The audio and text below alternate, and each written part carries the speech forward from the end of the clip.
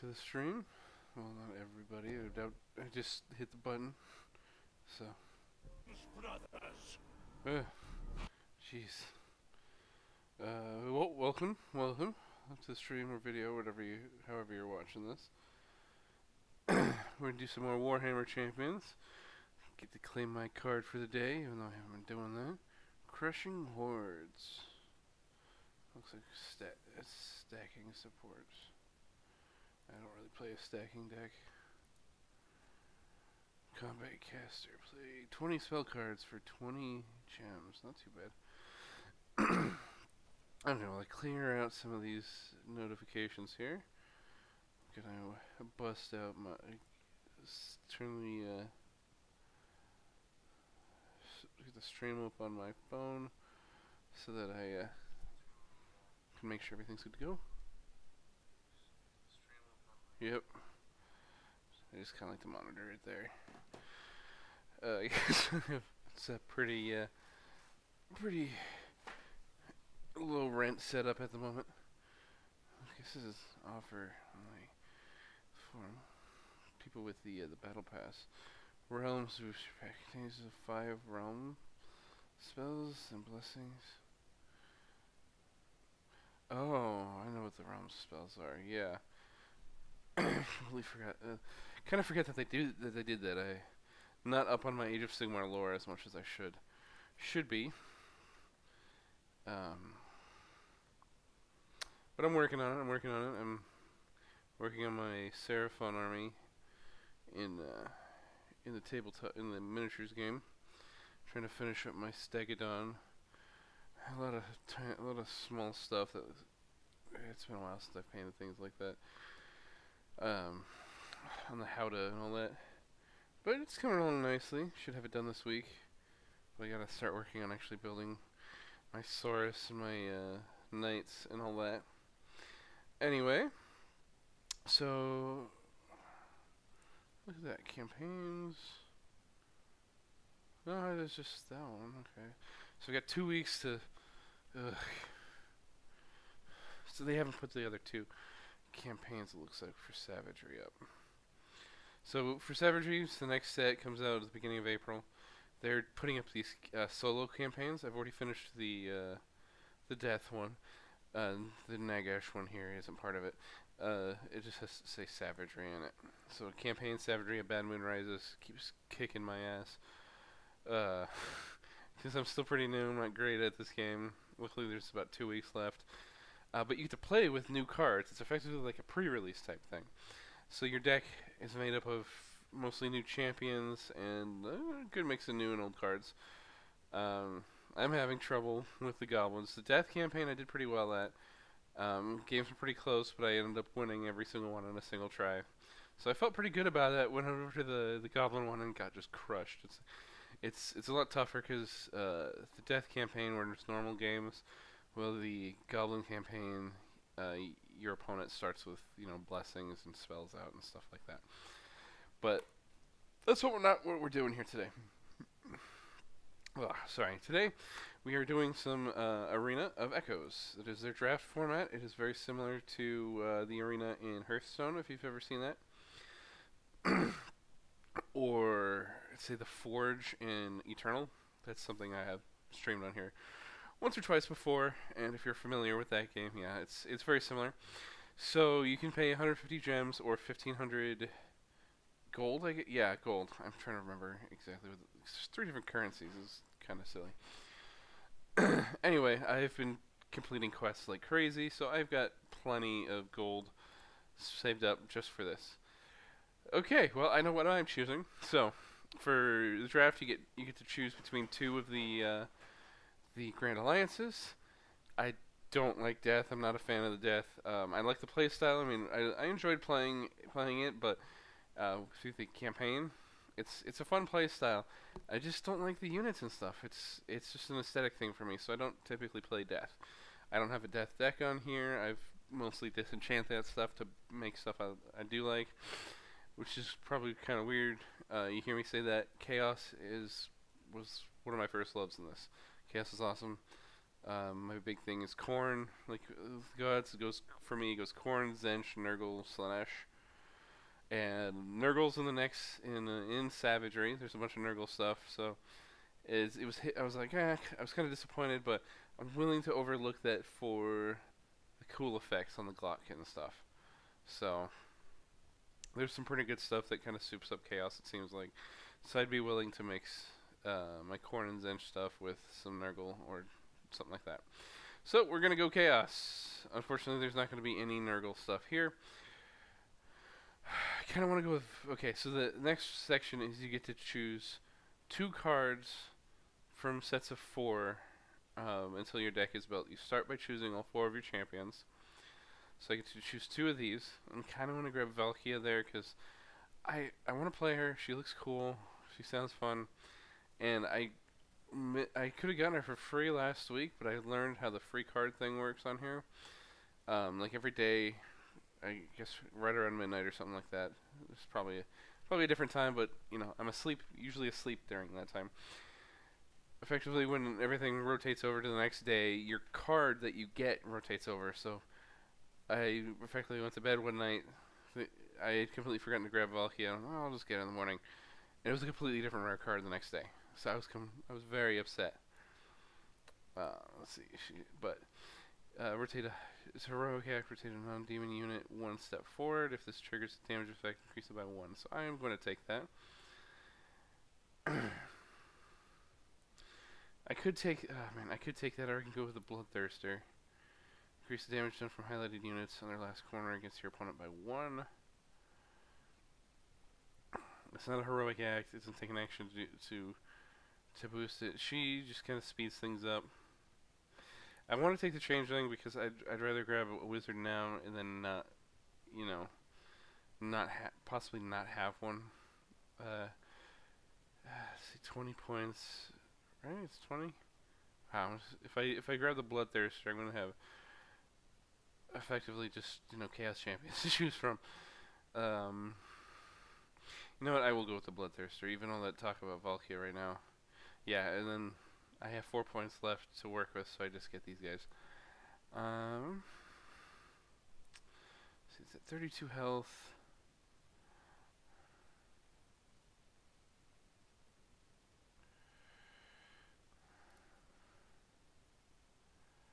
I'll grab the Aspiring Deathbringer, even though he drops my health. So I'll either grab the Chaos Champion, because he's got an easy quest. I'll get the Bloodmaster Herald of Corn.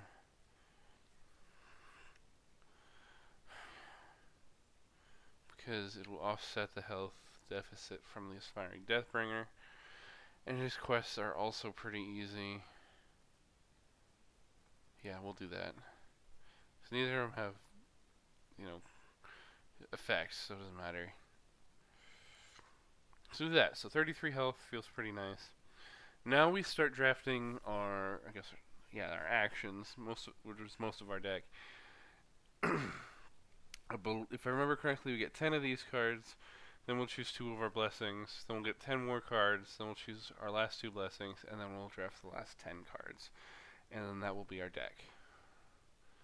So I'm going to grab Blood Hunt because it's a very strong piece of removal. Twisting Screamers aren't bad for the damage reduction.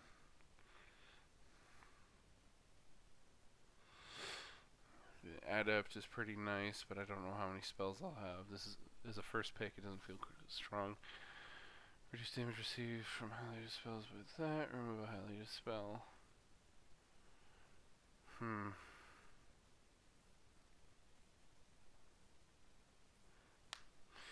Twisting Screamers are just aren't super niche, but it feels, you know, weak compared to these other 2. I'm gonna get the Spell Hunting Fleshhound and just try to make sure one of my warriors is deployed across from their wizard. Okay, Pack of Bloodletters. I want to grab that just because it's, you know, straight damage. Glimpse of Future is a spell. Unless we draw, wow, 1 card twice. There's the top 3 cards. Yeah, I'm gonna grab Glimpse of Future. I don't care what the rest of this stuff does. Get to Brainstorm for a while. It's nice stuff. Okay, I actually have, I think, 3 of these cards. Let's see. Gibbering Horror is alright. Gorslick Skull Reaper, not too bad either.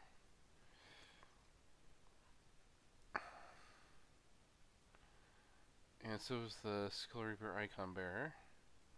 But that one requires that I'm removing stuff, and I don't really have anything like that yet.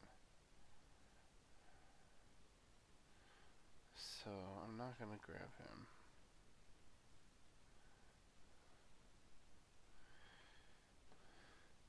I think I'm gonna grab these 2. Because I will have spells. So I can increase this damage, especially with something like Glimpse the Future, since it'll be out for 4 turns.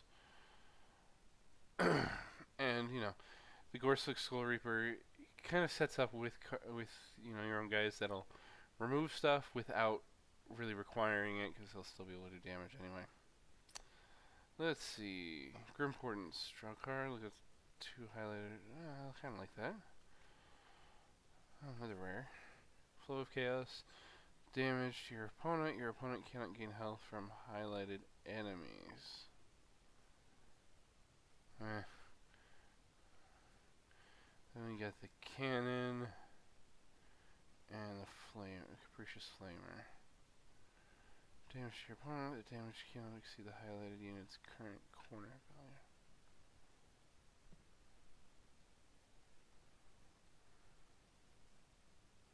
I don't like that. If I'm reading it correctly, I mean, if there is one. If I'm reading it correctly, it kind of games itself. Weird. Okay, here's some different, better ones. Opportunity Strike is alright. I do need to make sure I have more, more abilities.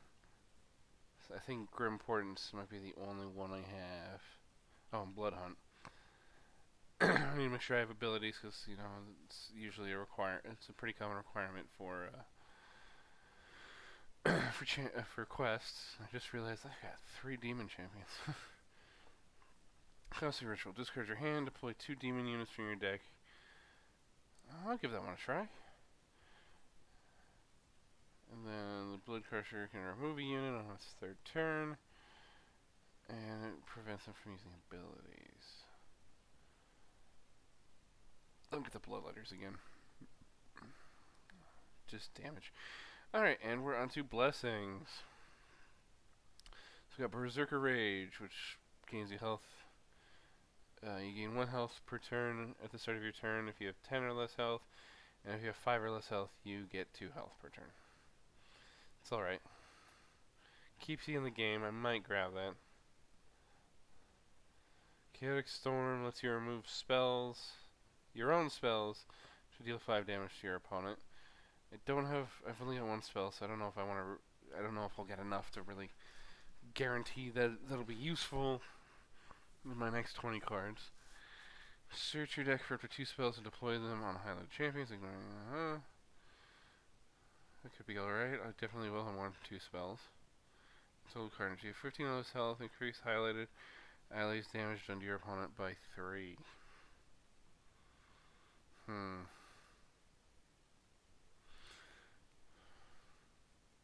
know what, I will try Chaotic Storm.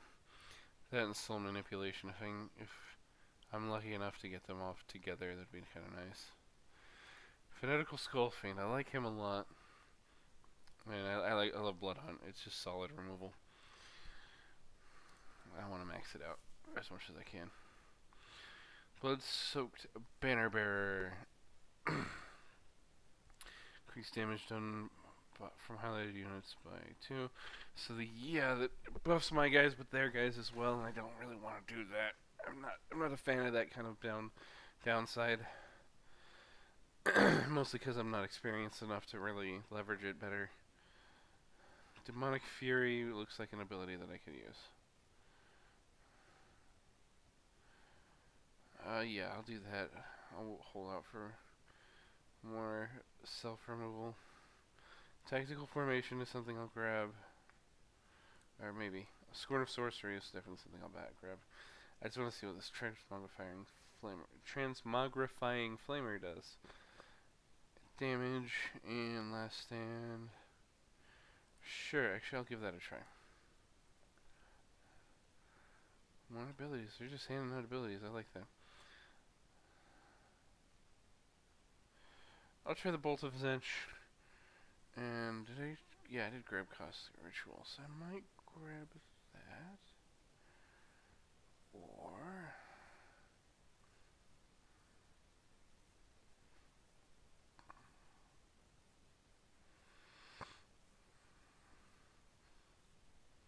price to pay. I'll do Costly Ritual.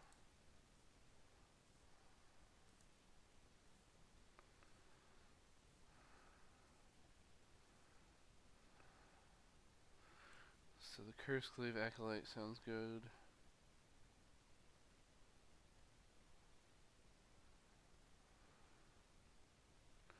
I'll try the Death for Death. I'll try Death for Death as well. All right. Our other blessings: Skull Throne, increased damage in the corners 1 to 3. Highlighted ally. Removes the unit. Rotate this one step forward. Interesting. Outrageous Carnage. I'm gonna take that. 4 damage and removing up to 3 things. It's nice. Just like a big effect right off the bat is something I really want. At least one of my blessings.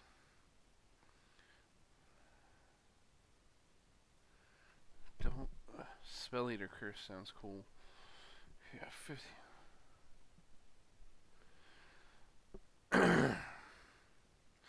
I'll try Spell Eater Curse. Alright, last 10 cards. Let's see if I can do something. Demonic Fury. And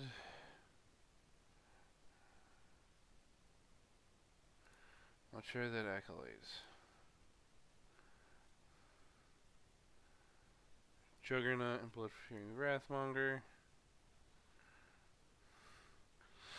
If I see something with Last Stand, I kind of want to grab it right now.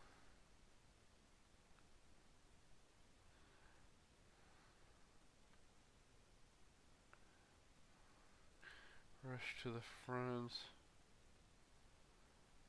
And the Gorglaive Blood Warrior.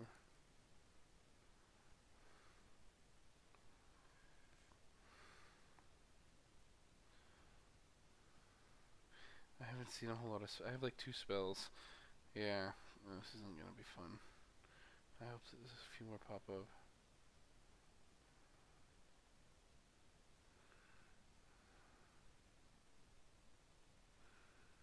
I'll try that. And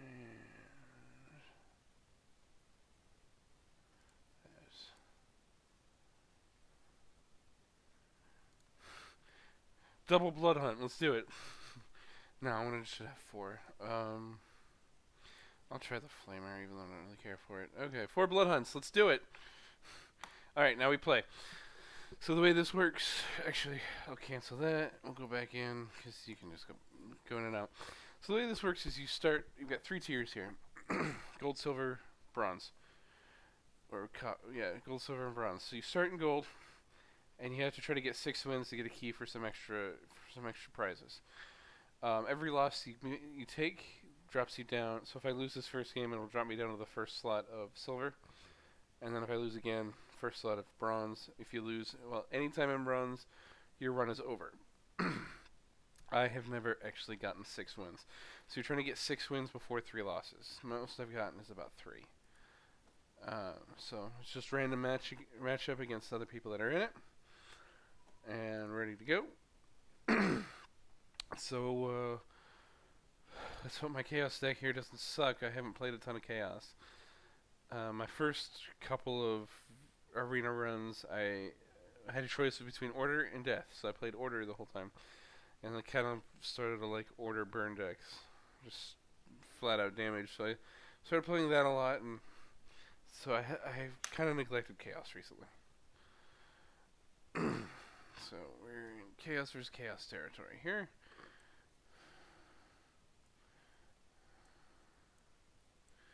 So we'll just put a generic one here.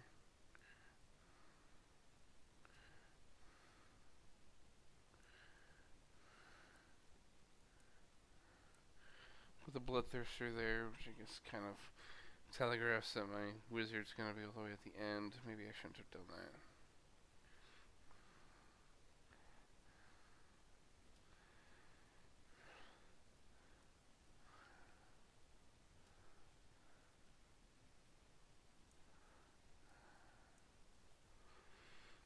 I really hope he doesn't have the dude that reduces damage from spells, because I've only got 2. Only one of them does damage, but I've only got 2 spells. I've got a few. Okay. What do you do? Oh, great. Deal damage when I use abilities. Luckily, most of my abilities will not be going through my wizard. I've got both the spells in my deck here in my hand, though. So I'll start with Glimpse of the Future so I can hopefully get like a nice little little lead going. Ugh. So I kind of want that thing dead, so we'll start by killing it.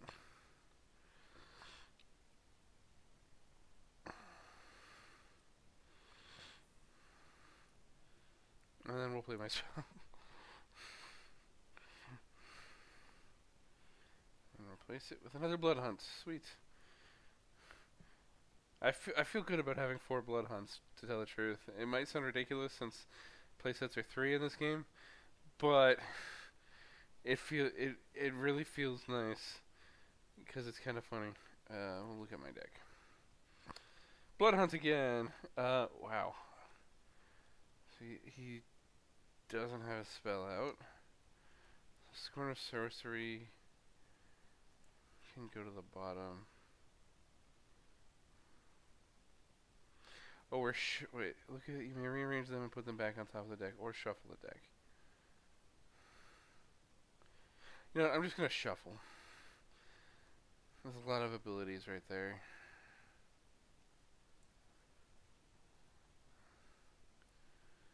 And so we will Blood Hunt here. I'm only doing it now instead of later because I have the option to get to halfway through this guy's quest. There we go.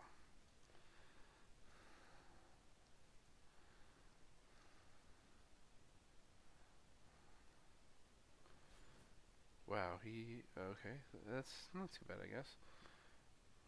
It's like, why would he use an action this early in the game just to do 1 damage to me? It doesn't sound like it's worth it. I get to draw a card.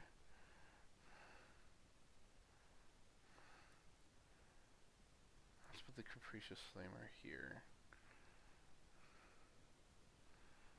And draw a card. Ooh, Demonic Fury. Not too bad. Yeah, I've actually got some pretty easy quests here. I'm glad I took that into account, like, halfway through my pick of heroes. Alright, what do we got?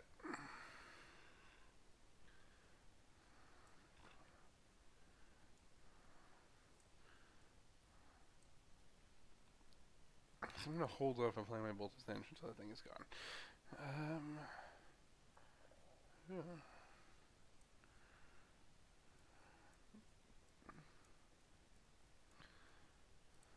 I actually want to hold on to those.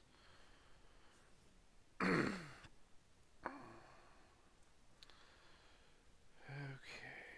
there's Demonic Fury.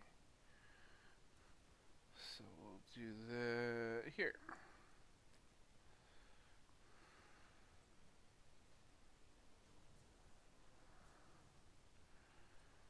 So I literally have twice as much health as him. We'll draw a card to get my unit. So next turn when my Screamer goes away, I can just deploy this guy, finish his quest, and see what happens. Because I have no idea what blessing there is there. Alright. I really like Glimpse of the Future. That was actually a really good spell. I like that a lot.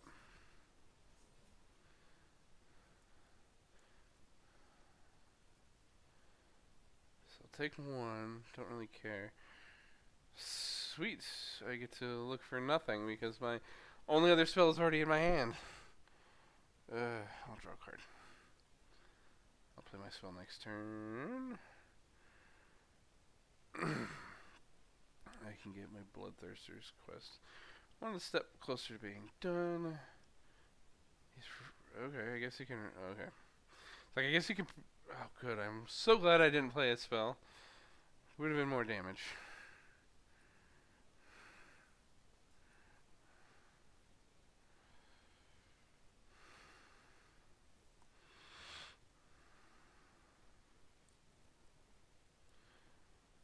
We're actually going to focus on playing this wizard-based stuff.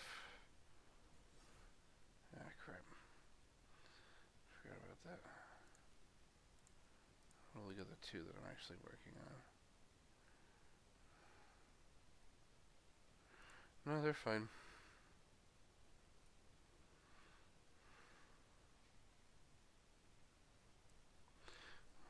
I'll put the Bloodthirsters out, or Bloodletters out. Try to progress that a tiny bit. I think I'm gonna give it my spell to get some demons. Just because he's at 9. I'm at 16. He's got a good chunk of damage done to me these past turns. And now I really don't want to. Yeah, that thing is gonna mess me up if I start playing spells. So I'm gonna take 2 damage. No, I'm not gonna take 2 damage because he moved his dude. Ha ha ha ha ha. Oh, that still does it. Damn it. Alright, let's find some demons. We will.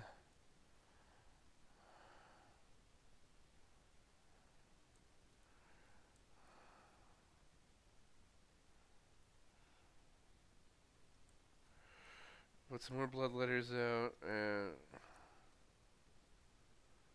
Play the recluse juggernaut. What? What the? Where did? Oh.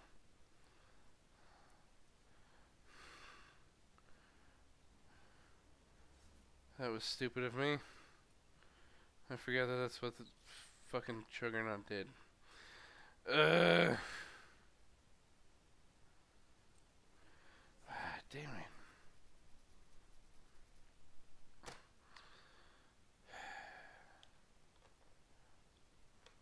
Oof.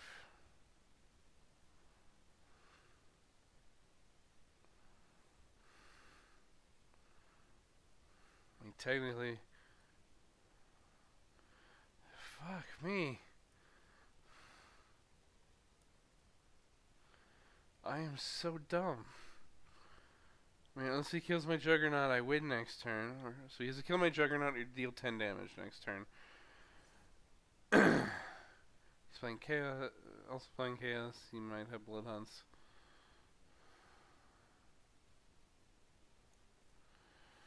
Let's see what happens. Hey, he's forfeit. In the end there, I did not deserve that win. I made so many mistakes. I like to, pretty much every game I play, I like to say avoid this player for next time. Nothing against my opponents. I just don't want to play the same person twice in a row. And I got some loot. Let's open that war chest. We got a rare avatar, a Vorus Stormstrike, and an uncommon. Cruising for a bruising. We'll keep it.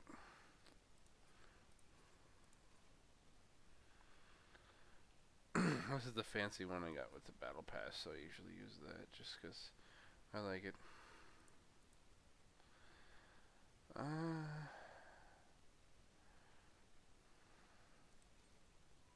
Whoop. Ready to go.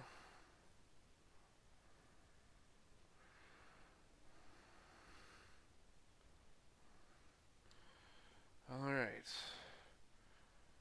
Kakotko playing death.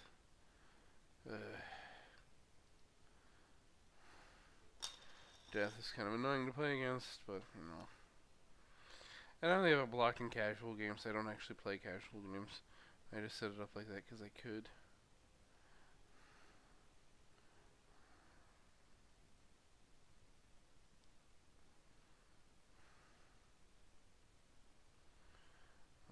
see if he does anything.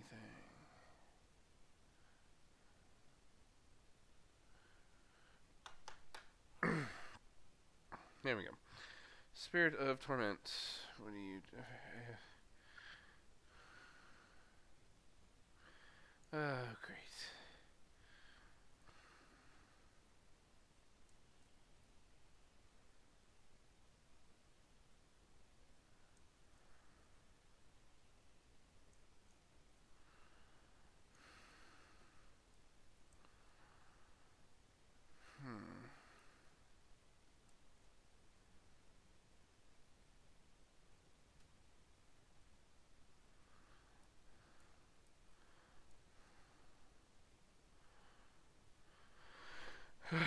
I don't know what I'm doing.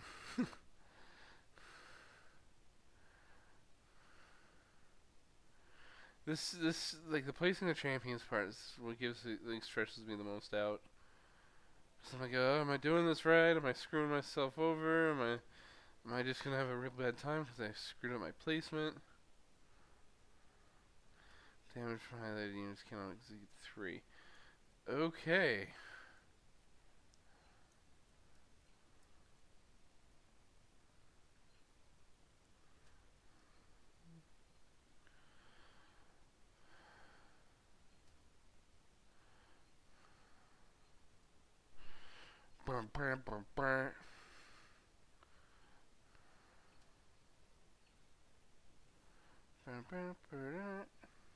Sorry.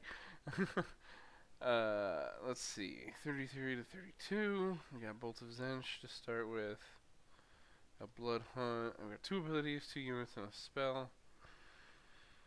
So I am technically set up to complete one of my quests pretty well. Ugh.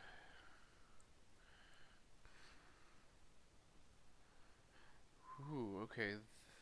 From your hand. I could speed some things up. Just over here, you know, Blood Hunt, play that guy, do this thing, immediately do that, and that's like turn 2 completed stuff. But I can't Blood Hunt over there. Can't Blood Hunt over there either.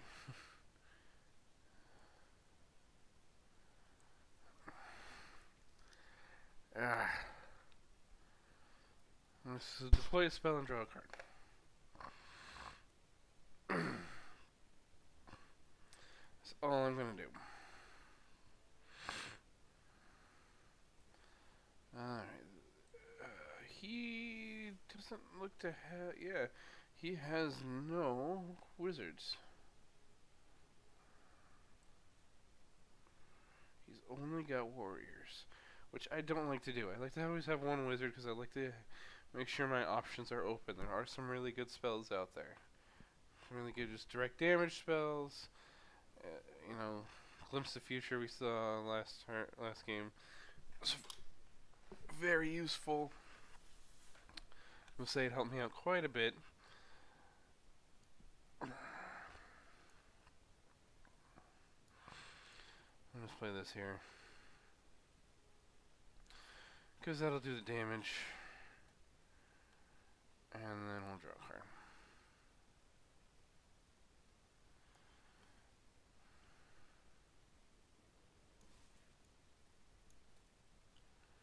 I don't think I have anything on the last. Nope, I do have one in here.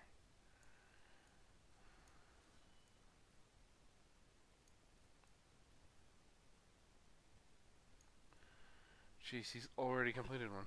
And it's just leaving all my stuff dormant for a few turns. Great.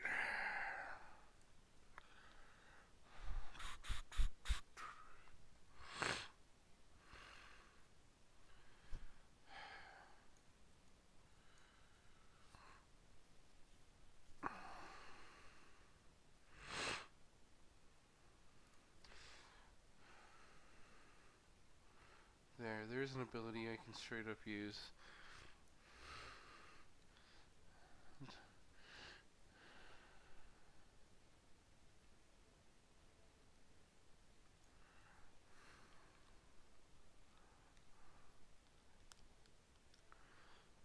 hope he doesn't have the removal for my Bolt of Zench. Because it's about to deal 10 damage.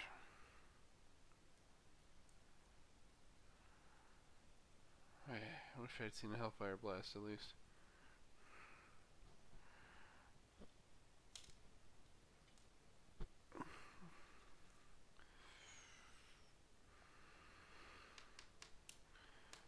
So you can reduce damage.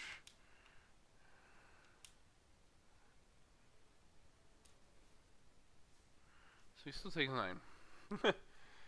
Either way, that's fine. Okay, so we are going to do Scorn of Sorcery over here.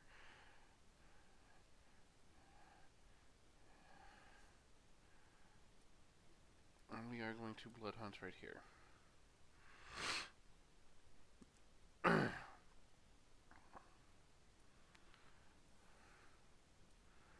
Perfect. Okay, now we're getting going.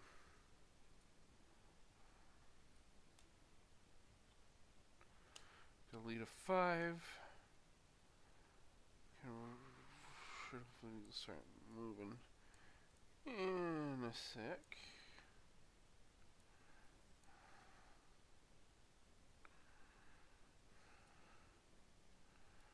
So here's the plan. I want to play that. Deal damage. Or not. Then I'll play Frenzied Devotion.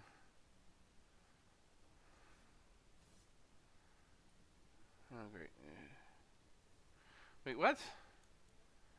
You're supposed to... It highlighted all... Oh, come on. So all I did was 3 damage to myself. I have a demon. It was supposed to let me swap those. I was doing that. Wonderful.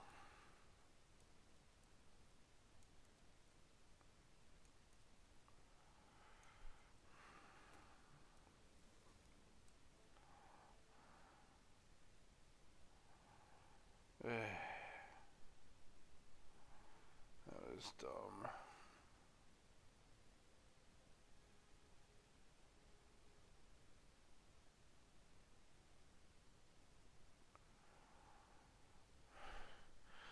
Well, he's doing it for me now.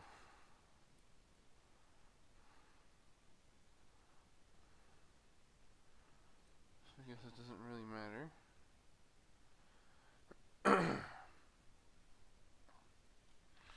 No idea why he chose that one. I guess he's not afraid of the 1 damage off my Acolyte. Still weird that he'd remove that something with a last stand, in my opinion.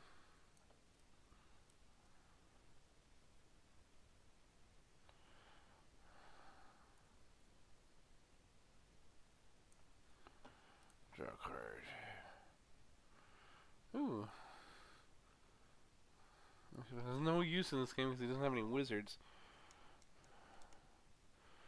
Next turn is 5 damage.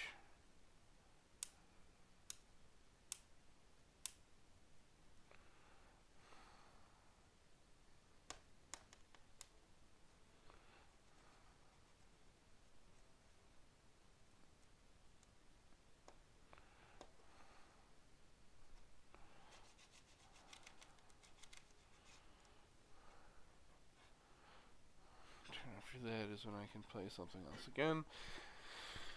I was hoping he'd just play something on this end. Oop. Oh, look at that. Right. Last corner. So we'll just draw 2 cards. Ooh, a Blood Hunt and a Capricious Flamer. I can work with those. Next turn will be 5 damage. Or 4 damage, sorry. Bloodthirst will increase his by 1. And he's not in the highlighted area, so it'll just be 1. Ooh, a Zombie Dragon. Perfect placement. Thank you.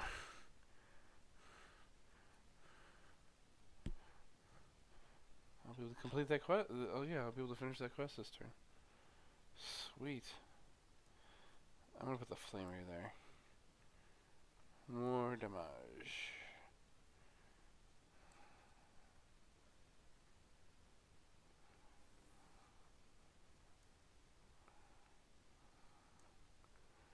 Alright.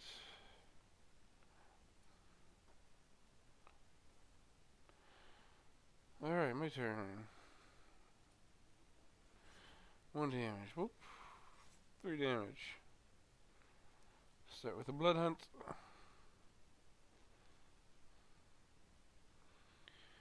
Eat shit, zombie dragon. Give me that health.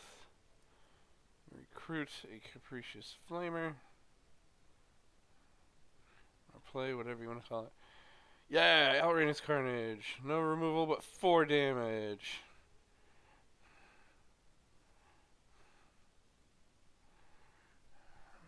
Might.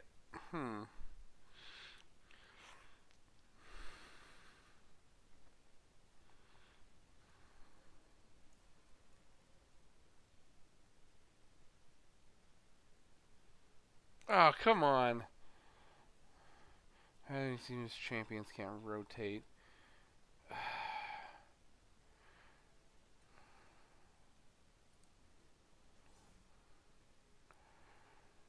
Things I can't kill it.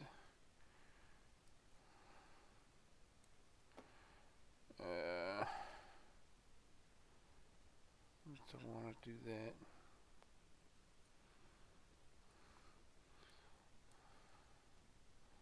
Now my champion can rotate.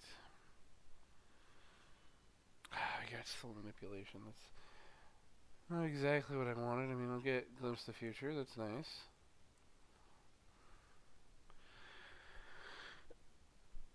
Draw a card, so hey, I got another blood hunt in hand. No more actions though. I'll be able to brainstorm my next turn. Break him down to 2.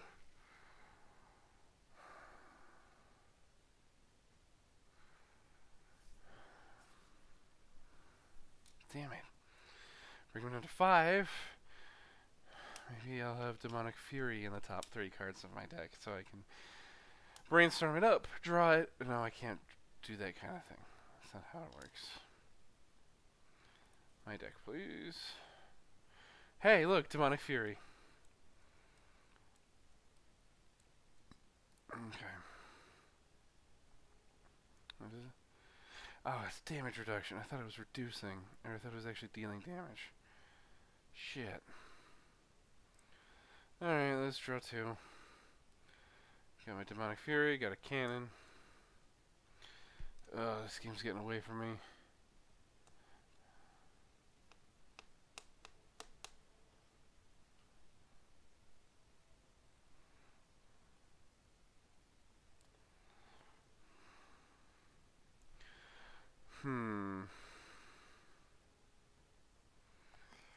Yeah, there's not a ton that I can do.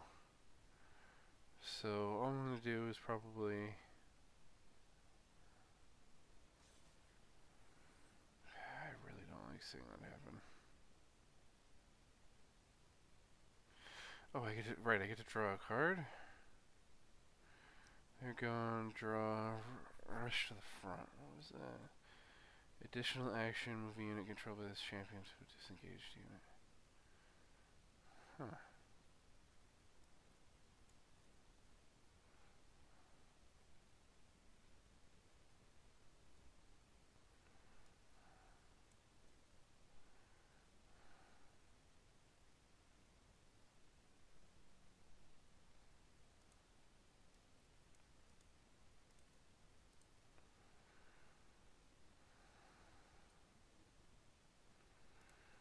I'm gonna draw a card. Blood Hunt. I was hoping for a demon.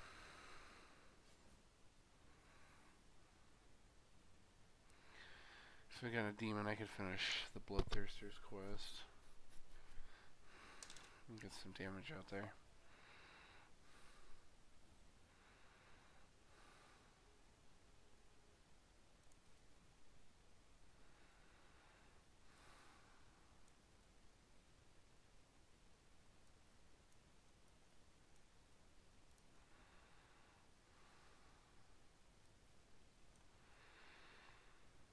Doing that just to gain the health, really.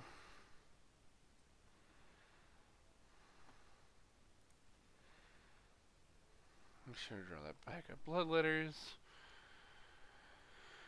He's got 5 cards. Let's hope. Let's hope my 3 are better.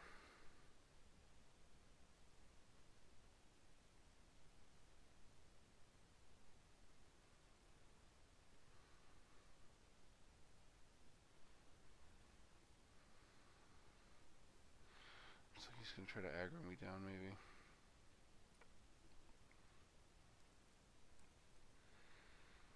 Back of blood letters.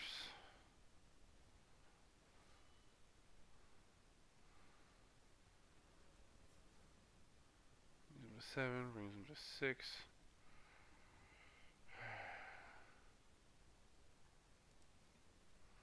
Got lethal on the board already. So, let's see what happens.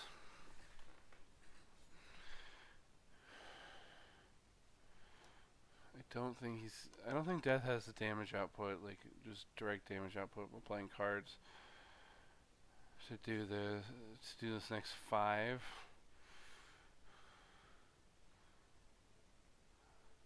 So he might just draw a card. Nope, he's got something. He's got one more. But he doesn't realize that I do have the damage to kill him.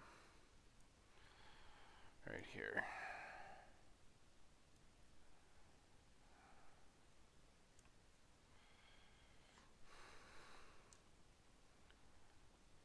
I go down to 2 and he loses. Whew! Oh man. Man, I feel like just talking this out on a stream, video, whatever you want to call it, because I figure most people will be watching. If they watch this, we watch this after the fact, so I can see how many viewers there are. Just being able to talk this out is actually helping me out quite a bit. So now I've won 2 games in gold.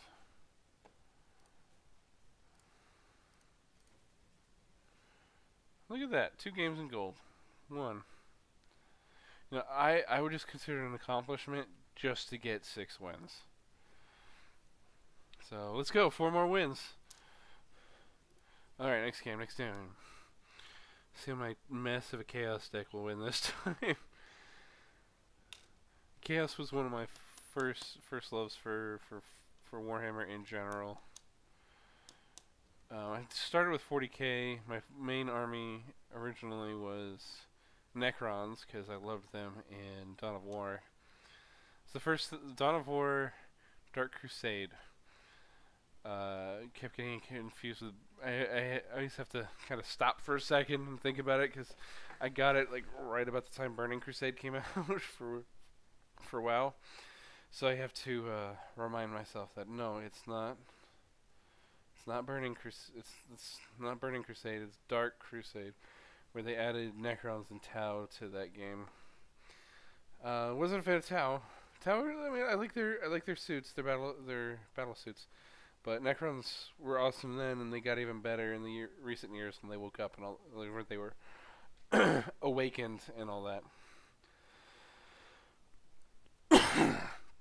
Oh, sorry. Hold on. Oh, that's better. Anyway, man, he's got some scary champions here. Anyway, when I started playing the miniatures game, I got into Necrons first. My first model ever was a Necron Lord with the Scythe and the Resurrection Orb. So one thing, he had his arm stretched out, painted that arm like 6 or 7 different fucking colors. It's like I've never settled on a Necron paint scheme. I couldn't figure one out, and I don't have any Necrons now, so I haven't bothered trying to figure one out. But after that, I started playing Chaos Space Marines for a while. A friend got me a ton of stuff back then. I wish I still had it. Those were cool. But the Chaos Space Marines just got a redesign, and Ugh, it is tempting, but I play regular Space Marines now. Got good like 1,500 points, think. I run them as salamanders. Which, if you don't know, they're green and they like to burn things, but I don't have a whole lot of flamers. So they mostly are just good at shooting for the most part. Yeah.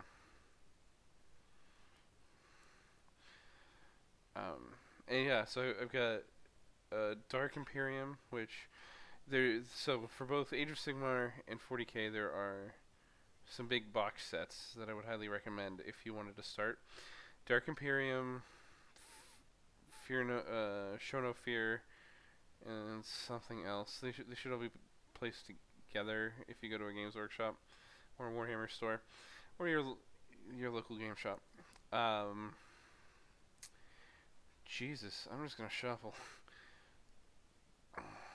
Anyway, what you would need to what they are is they're a 2-player starter set, and they start at $40. There's a $40 one, an $80 one, and a $160 one. And I would highly recommend at least spending the $80 on it, because you do get an HQ or general, depending on. For Age of Sigmar, it's Soul Wars, Tempest of Storm, and I can't remember what the smallest one is. But they're I highly recommend it. Oops, he's not a demon. You're a demon. I highly recommend it. A friend of mine got me Dark Imperium for 40k, and for $160 you get a hardcover copy of their core rulebook. He kept it because it was his stipulation. I was perfectly fine with that. The core rules for both games are free online. But you get a full hardback rulebook, which is normally $60, so knock that off. $100 left for 2 practically 1,000-point armies, plus dice, some mini rulers for movement, and 2 mini army books that explain the factions and stuff, and have all the rules for every model in the thing. And then on top, so you've got a whole bunch of stuff for effectively $100, which is really, really good. So I highly, highly recommend, if you wanted to start a Warhammer game, I would highly recommend getting one of the 2-player sets. The Soul Wars or Dark Imperium would be the absolute best because of what I just explained, but the $80 one still comes with, I think it's about 500 points or so. You still get a general or an HQ to lead your army, so you don't have to spend extra money. And if I remember correctly, everything is like push fit, at least in the Age of Sigmar stuff. And I've put together the easy to build push fit models recently. They're really nice. It's really cool. I'm just gonna try 2 grades. So I would recommend getting those if you wanted to start. If you're not interested in any of the factions in there, for 40k it is Death Guard, which are Nurgle Chaos Marines, so they look really gross, versus normal Space Marines. They're billed as Ultramarines, but you can paint them whatever you want. So that's why I did Salamanders. And in Age of Sigmar it is Stormcast Eternals, which everyone just calls Sigmarines, because they're effectively like Space Marines, but they follow Sigmar. So you got Sigmarines versus Night Haunts, which are ghosts and stuff. And I actually just took my son Alec, who's 6 years old, to the Warhammer store back on Wednesday. He got a model to paint. We painted up a Sequitur for these Stormcast Eternals. I got him 3 more Sequiturs in their easy to build kit, plus the welcome. Oh yeah, this is another cheap way to at least start up Age of Sigmar. If you buy just like a couple of their easy to build kits, there is a little magazine called like, Getting Started with Warhammer Age of Sigmar. It comes with a model for free. It's $8 for the magazine. You get a model. The model is a Knight Incantor, which can be used. It's a hero, which can be a general of your army. So you effectively get an $8 character or effectively an $8 character, a hero model, which is the cheapest any of those models will ever be. So it is. I highly recommend doing that. I'm gonna kill that.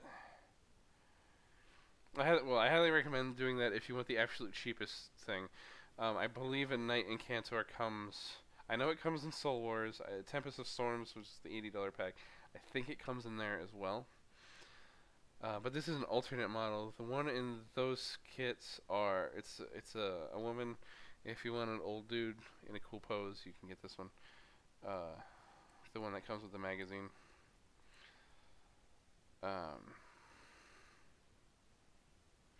But if you just want the Knight in Cantor in general, they comes at least in Soul Wars, maybe in Tempest of Storms as well. I can't entirely remember. Anyway, I did take my son. He played with the Night Haunts, even though he ended up with Stormcast. He liked the Ghosts a lot still. It's a good. They're fun. It's a lot of fun. And if you're not interested in any of those factions, there are the Start Collecting boxes, which some just went up in price, but they're still generally a good deal. They go. What?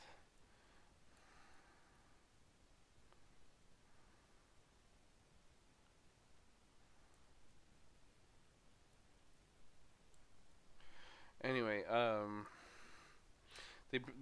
they're typically right around 500 points worth of models, and they cost between $85 and $95. But they are generally like $120 worth or more worth of models. So it could even close to $200 worth of models, depending on the faction. Like Seraphon, I think it's like 180. So you get 8 Saurus Knights. Why is that reducing? It doesn't say anything about that.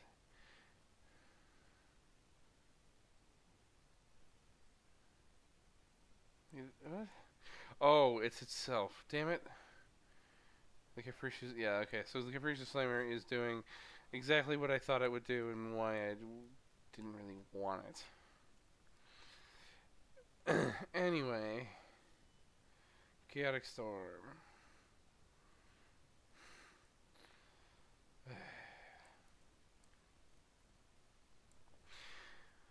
Anyway, they're pretty good. Like the Seraphon one comes with 8 Saurus Knights, 13 Saurus Warriors, and so Saurus Knights are just dudes riding raptors. They're called Cold Ones.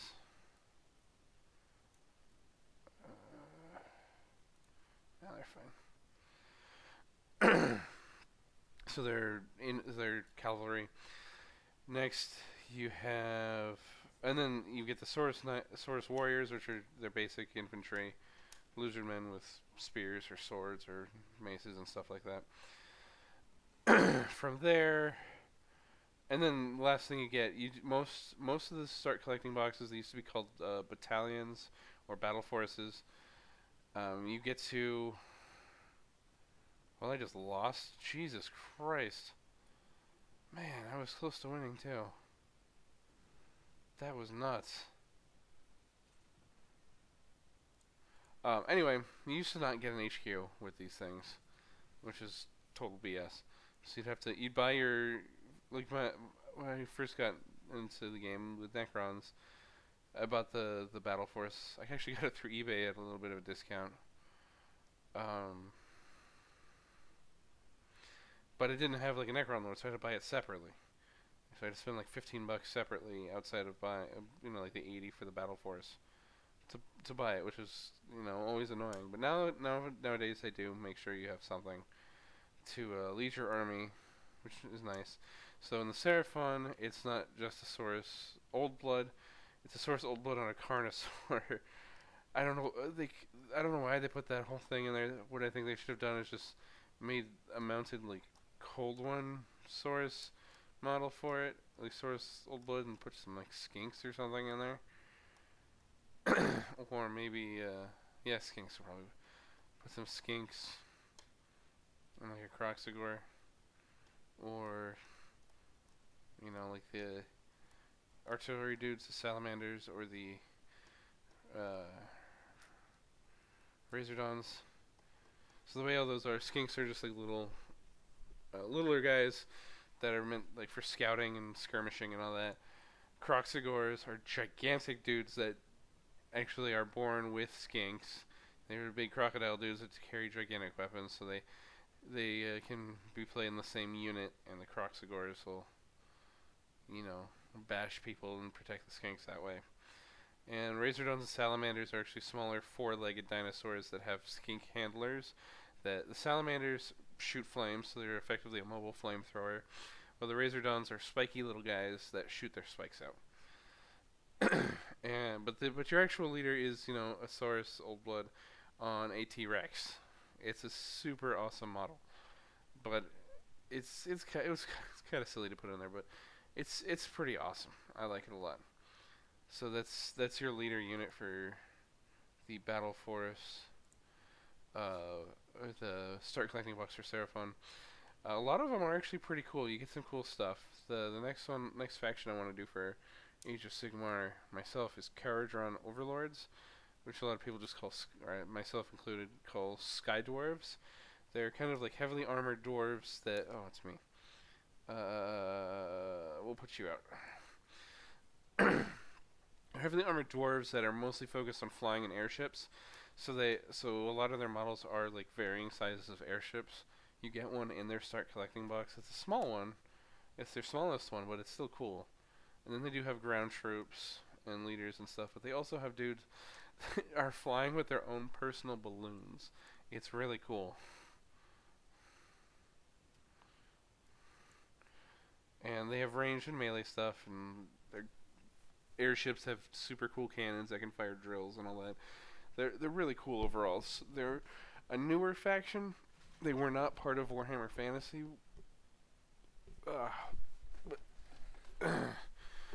Before the switch over to Age of Sigmar.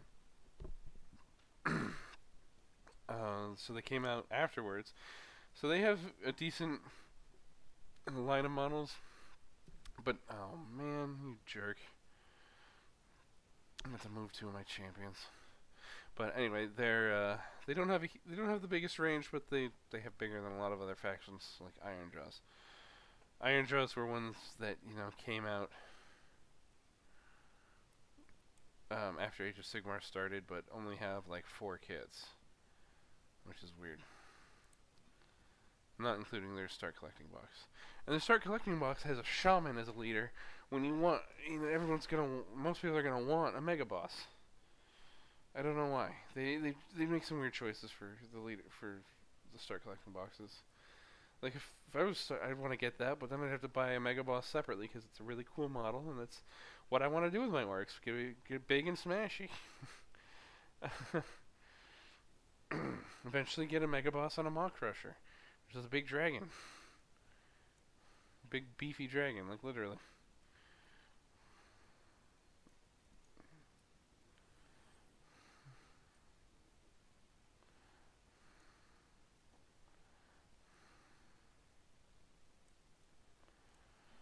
I really don't want to play cards and waste time not completing quests, but I'm not getting abilities. Okay, time to get serious. Yeah, time to get moving. Ugh. 5 damage next turn is not gonna be fun.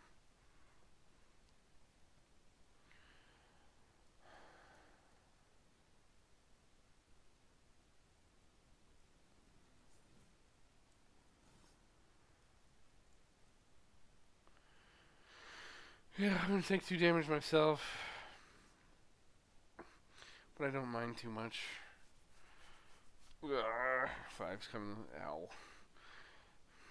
But yeah, if anyone's interested in, if they enjoy this game, or even just watching it, like the aesthetics of it, Age of Sigmar would be worth it. Both Warhammer 40k and Age of Sigmar play very similarly.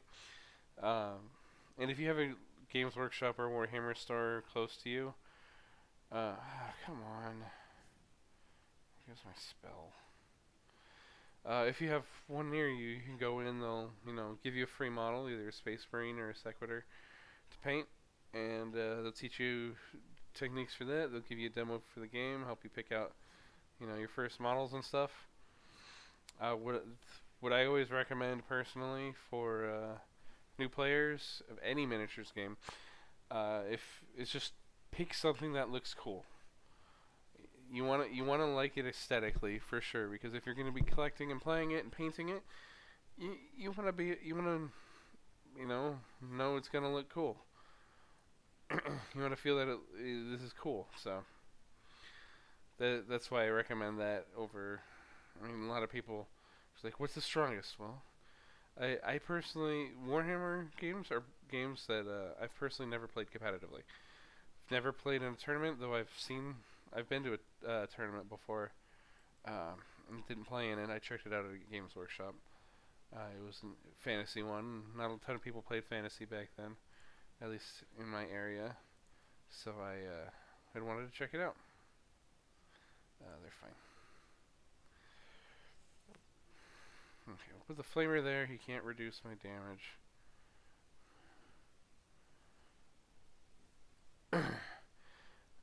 Yeah, so I've always enjoyed the fantasy aspect stuff more than 40k, even though I'm pretty big into 40k right now. I've listened to some of their audiobooks.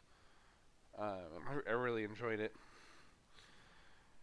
Fantasy has been like my big love since I got into it. Like right I was 18, so right before what? Oh, come on. Stop. Just leave me alone. God, I'm sick of damage reduction. I didn't even play it that much. I guess I'll play you. But I got into fantasy. Played with a friend. We got the old 2-player starter set. It was dwarves versus goblins. Way back when. That was a good pretty much got that set 2 more times after that. So my wife ended up playing dwarves because she really it turns out she got into it because of me. So she was able to get a bunch of dwarves for dirt cheap by getting half that set. So she had way more better. Well, she had the stuff for dwarven gun line, cannons, and all that jazz. And I only had the old Lizardman box, some custom leaders, King Priests, King Chiefs, and an extra box of Saurus Warriors. It was pretty much an all melee force. I had nothing at range, or at least long range. So my crowning achievement in playing against her was getting half a unit of Saurus Warriors. And I played them in blocks of 20. So I got 9 warriors, and when my leader, my general, the Saurus Oldblood, over to her side of the battlefield to fight like some dwarven miners or something, or her thunderers. And I wrecked the unit pretty hard.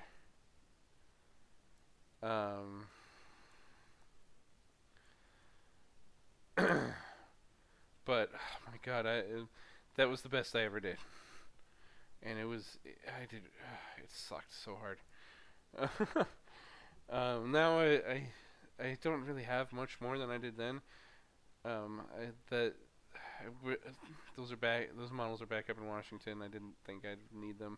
Wish I had them because I'd have a ton more. I would just have a crap ton of Saurus Knights and Warriors right now, to be led by a Carnosaur, and my favorite model, the Stegodon. It's a big Triceratops that's got a platform on its back. You can set it up in different ways. You can have 2 giant blowpipes, a giant ballista, or what I love and wanted to do, the Engine of the Gods, which is a giant magical thing on its back that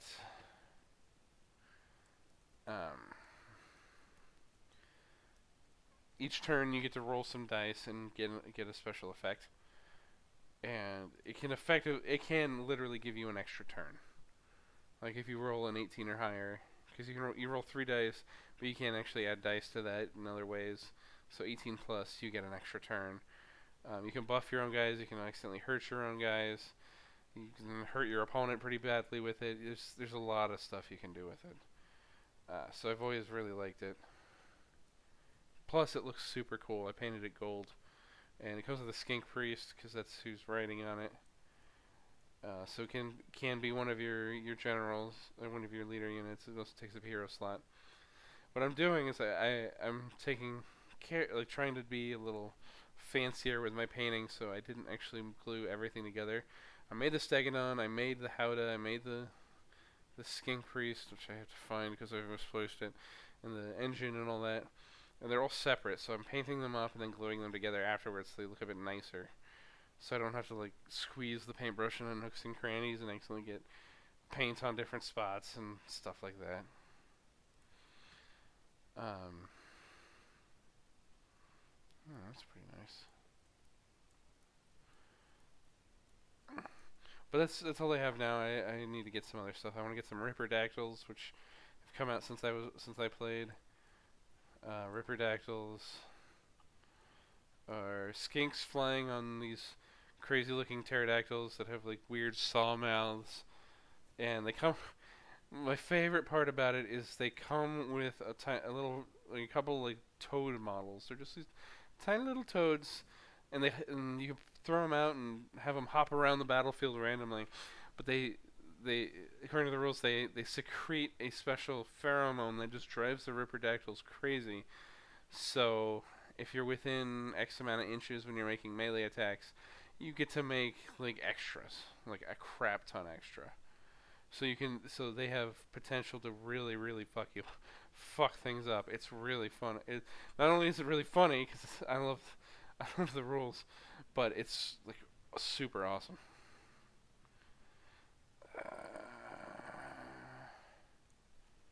That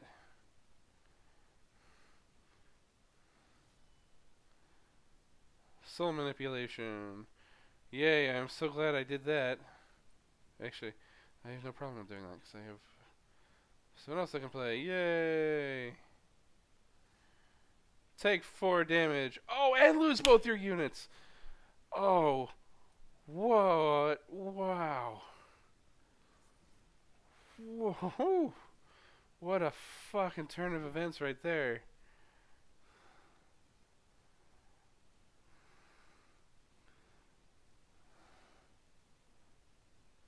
Fuck me. I'm straight fucked, I think. At this point. He's not gonna take any damage from my dude next turn, which would have killed him.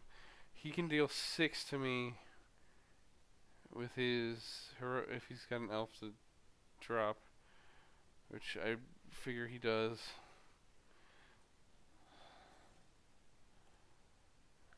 And then, oh god, I pretty much have 2 turns till I die. And that, oh right, I forgot he does rend damage. I win. I'm dumb.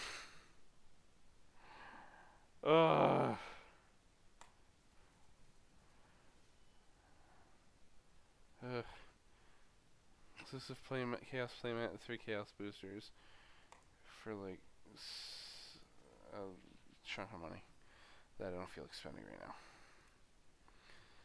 now. I might, well, maybe. 350. Ugh, it would be 10 bucks, and I'd have money left over. Not doing that on stream. Okay, 3 wins, 1 loss. Not too bad so far, so let's keep going. But yeah, I've got a long history with Warhammer at this point. Fantasy more so. I've read a ton of their books. I've read most of the Gotrek and Felix series, as well as Matthias Shaw and maybe 1 or 2 other things. Gotrek and Felix is definitely worth it. It's a really long book series, and they're continuing it in Age of Sigmar, which sounds awesome. But it's one, it's an audiobook, but 2, Brian Blessed is the voice of Gotrek. But 3, the audiobook is like $60 if you want the CD.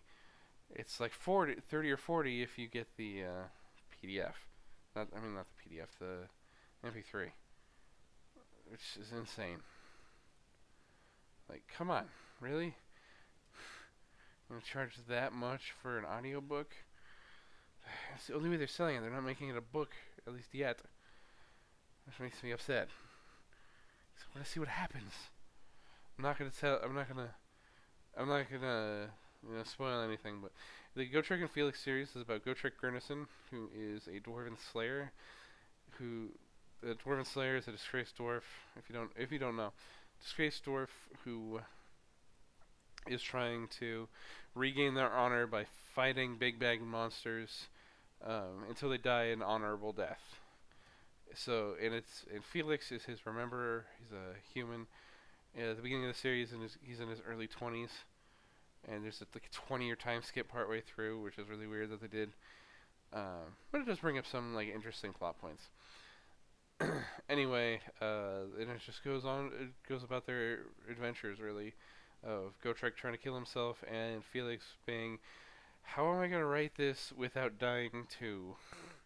Because he's writing about Gotrek's adventures, and effectively, and there are little excerpts at the beginning of each novel from the in-universe version of his stories that accidentally get published without his knowledge partway through the series. So it's pretty fun overall. It's really good. They're really good. There's a lot of like detail to them about the Warhammer world, and there's kind of a lower point in the novels early on. There's a character that's a love interest of Felix's that I don't really care for. She got her own book series afterwards as well.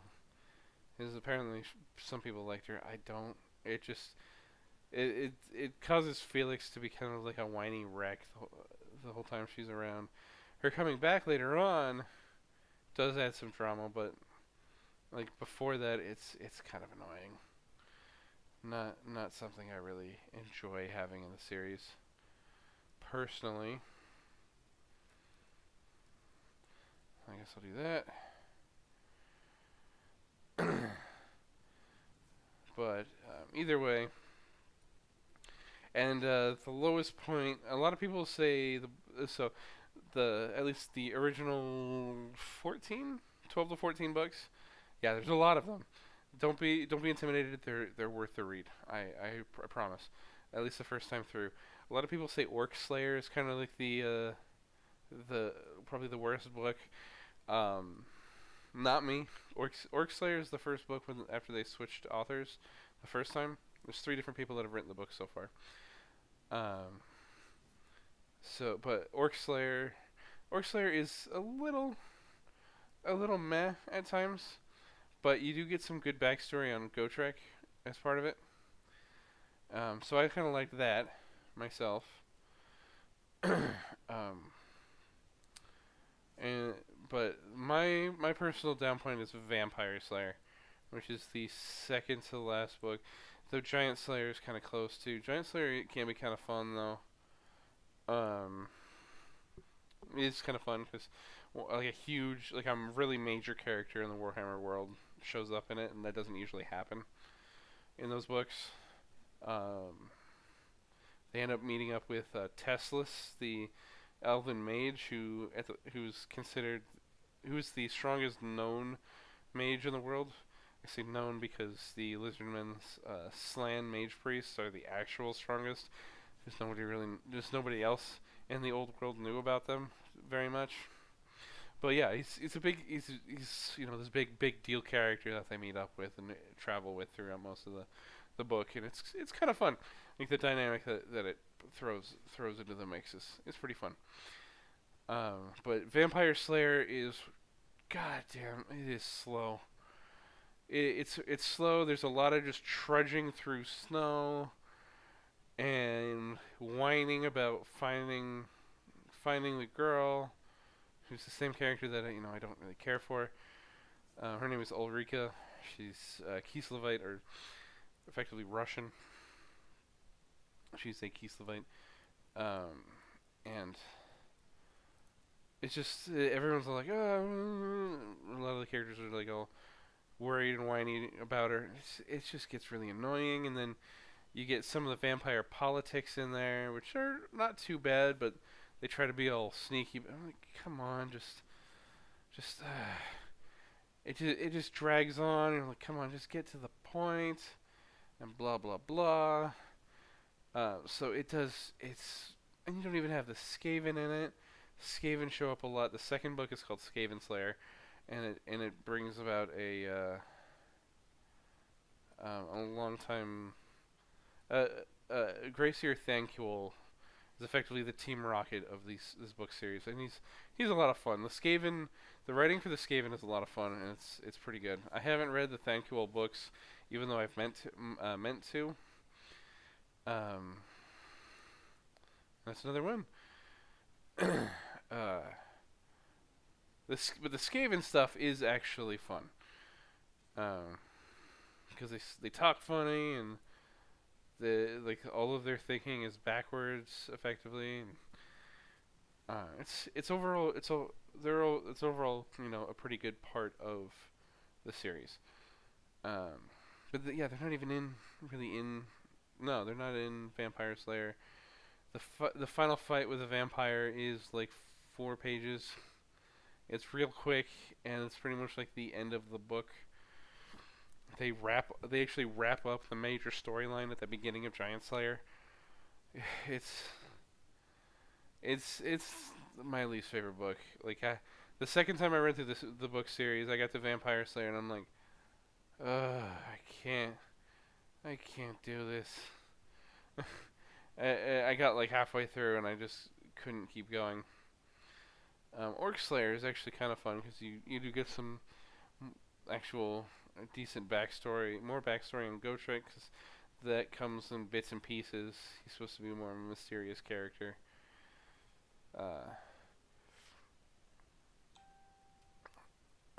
But the series itself is overall a lot of fun. Oh man, I have been doing this for a lot longer than I expected. I meant to only stream for like an hour. Jeez. It's been almost 2.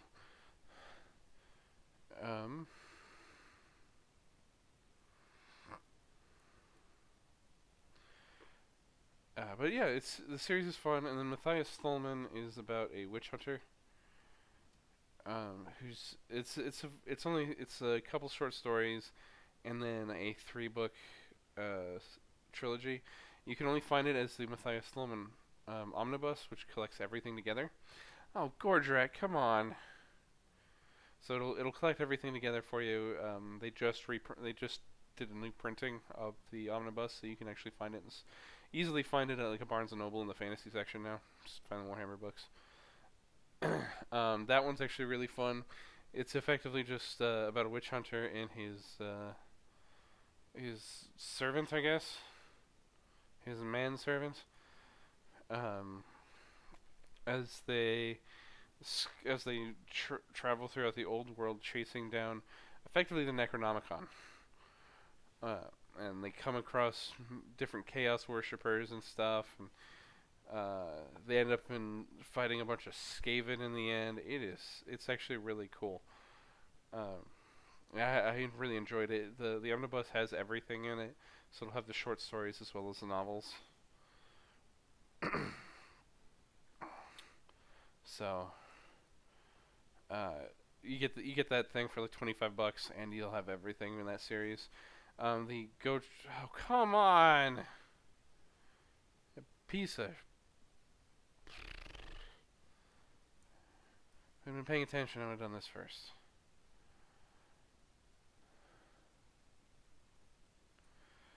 And then the Gotrek and Felix does come in a few omnibuses if you can track them down. I think they've been reprinting those as well. I think there were 4 last I checked. I used to have the first, one of the original printings of the first one. It was like the first stuff I'd gotten, and I bought it used from like a library or something.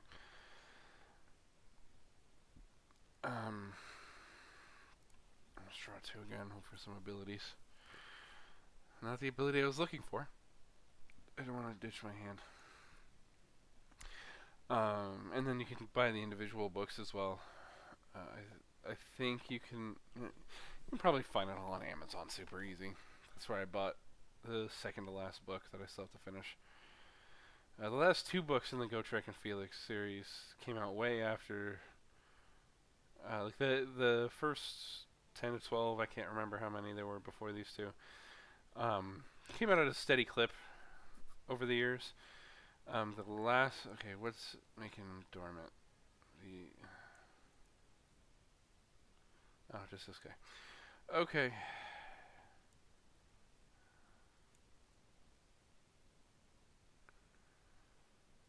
I really need an ability, but I just need to get some damage out there too.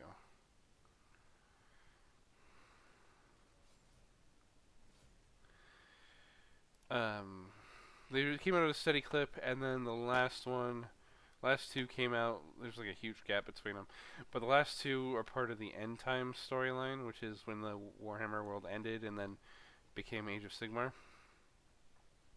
So like it's mostly like during like the huge war with final war with Chaos that it's happening. And it adds an interesting backdrop to the whole thing. It's also, I think there's also like a year time skip between Zombie Slayer, which is the last of the first bunch of books, and like Slayer or Kinslayer is the second last book, and Slayer is the last one. So between Zombie Slayer and Kinslayer, it's about a year or so. And it's pretty interesting. I haven't finished it, but I mean to. It was a fun book. I mean, I really enjoyed the series. 40k stuff. The only real stuff that I know about it is the Cyphus Kane series is actually pretty interesting. Recommended to me by my friend. Again, I'm not going to be using names or anything for people's privacy. But he recommended it to me because it's about an Imperial Guard commissar that effectively is considered like a huge hero of the Imperium, but he isn't trying to be. He's just trying to like chill out and do his thing and stay out of danger as much as possible, but he kind of keeps accidentally being pushed into danger and then comes out on top as a hero in the end. So it's pretty fun. I will say that has been pretty fun to read. I've read one of the audio. I've listened to one or two of the audiobooks, and then I read through part of another book, the second one in the series specifically. I need to read more. I can tell you that much. I just need to read more.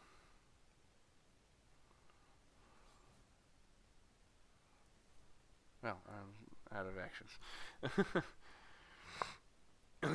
But yeah, if you want to read books, Warhammer is also good for that. There's also a lot of lore in the codexes and army books or battle tomes as they're called now. Sorry. For these things, so like each army has a book dedicated to all its rules and stats and stuff like that in the tabletop game, and a good chunk of those are also dedicated to lore. So when I first got the old Lizardmen book, that's one of the first things I did was like read through all the lore and all that. And it's a lot of fun. So if you even just want to learn, those books can be kind of expensive though. Like if you want the Space Marines one for 40k, it's gonna run you $50. All the rest costs 40, even the battle tomes. So you're like, ugh, you're dropping a good chunk of money. But they're nice. They're hardback books. And if you're playing anyway, there are free, not for so much for 40k, but for Age of Sigmar you can get all of their stats for free. The War Scrolls are all free and everything like that. You can either download them literally on the website. If you go to gamesworkshop.com, find the store page for the models you're looking for. There's just like a rules tab. and you hit that, and you can just download the PDF for it. There's also an app called Warhammer Age of Sigmar that you can get on your phone, and it can it'll have all the wars. Well, you have to pay $1.50 a month. Yeah, you have to pay $1.50 a month to get all the wars, access to every single war scroll in the game. So you can just access their stats whenever you get the army builder, and you can quickly reference everything in your army that way. But yeah, it's worth it, and I don't want this 12 damage going off. Okay, an Orc unit has to leave play. Orc. With oh, come on. With Age of Sigmar, they changed the name of a lot of stuff, so you might hear me slip up every now and again. Like Lizardmen became Seraphon, Orcs became Aurochs for whatever reason. Okay, I have to deal one damage, and I can't play anything. Wait, what do you do?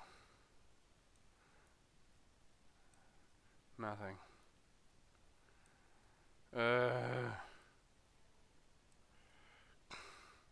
Can do this, but I can't deal any damage. Man. This sucks. Big time. If he doesn't kill me, I win. All I have to do is not take 2 damage, which... Let's see what that last card in his hand is. Not 2 damage. No, it is 2 damage. What? Ah, son of a bitch. He played it on his AoS champion. Okay, I think I'm going to pick up this draft a little bit later. I've been streaming for a lot longer than I anticipated, and I have a few things I need to do around the house. But it's been great so far. 2 more wins, and we'll get a bronze key. These games take a lot longer than most TCGs. But yeah, so I'll probably pick this up maybe tomorrow afternoon for these last 2 games. I'll be exhausted from working overnight and sleeping until about noon. So I might do this around 1 o'clock tomorrow Central Time tomorrow afternoon. If not, we'll pick it up again on Thursday. I plan to do TCG stuff on Thursdays for streaming. So yeah, so that's pretty much the main draft stuff. We've done pretty well so far. This is the best draft I've had ever. And let's hope I can get those last 2 wins and finally get a key. So yeah, I will see you guys next time.